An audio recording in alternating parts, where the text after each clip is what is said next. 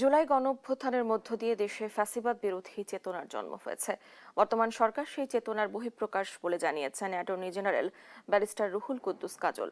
শুক্রবার সকালে ঝিনাইদহর কোটচাঁদপুর পাইলট হাই স্কুল মাঠে মতবিনিময় সভা শেষে একথা বলেন তিনি। আরো বলেন, জুলাই বিপ্লবের মধ্য দিয়ে ফ্যাসিবাদ বিরোধী রাষ্ট্র বিনির্মাণের প্রত্যাশা জনগণ করেছিল। দেশের মানুষের সেই প্রত্যাশা পূরণে বর্তমান সরকারের অঙ্গীকার অত্যন্ত সুস্পষ্ট।